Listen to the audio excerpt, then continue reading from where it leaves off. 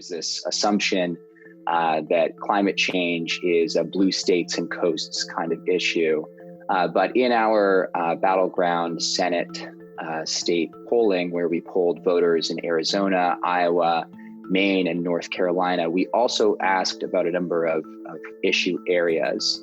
And one of them was climate. We found that whether you're talking about investments, whether you're talking about clean energy, and whether you're talking about things like environmental justice, Democrats have a strong opportunity here to not only mobilize their base, youth activists who've been fired up about climate policy, but also to persuade voters. So climate change actually could be both a mobilization and a persuasion issue in this election. And some of the numbers that we found is that 56% of voters said that they'd be more likely to support a Senate candidate who would invest $2 trillion in new jobs in clean energy, which obviously those figures come from Vice President Biden's clean energy plans and platform.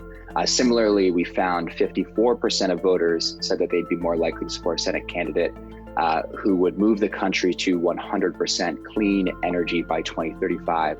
And that's 54% of voters in those four battleground Senate states. So that's a pretty significant number. And just 26% of voters in those states said that they would be less likely. So there's in this polling, at least, there's a suggestion that Democrats, by leaning into and drawing a very favorable distinction with Trump and Republicans, can pick up voters with pretty minimal chance of losing any voters. And lastly, we also asked about environmental justice. This is the idea that policymakers should implement policies that benefit the communities that are most impacted by poverty and pollution. And we found that 64% of voters said that they would support implementing an equity screen on infrastructure investments to make sure that investments are going to the communities that need them most. And 63% said that they would support another one of the Biden platform pledges, which was to invest 40% of clean energy investments into low-income communities.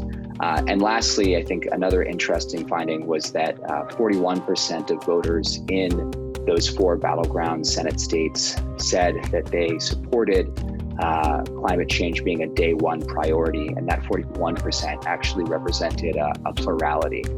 So even amidst the pandemic, and even as Democrats want to make this election mostly about decency, morality, those sorts of things, there are policy areas, particularly climate change, I would say, that offer favorable terrain for Democrats to distinguish themselves from Republicans and the president.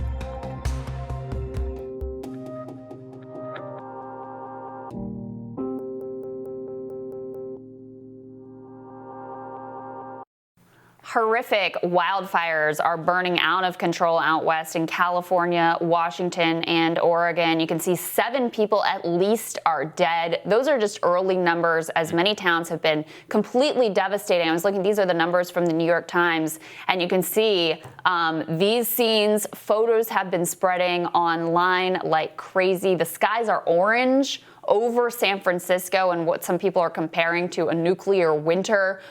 Just absolutely astonishing, the scale of the devastation here. They say that this has been driven by a very unusual wind event, and then also fueled by, the rise in temperature from climate change. So just to compare, we covered the wildfires last year, which were also horrific and terrible. Well, this year, California's wildfire season is already the most severe in modern history.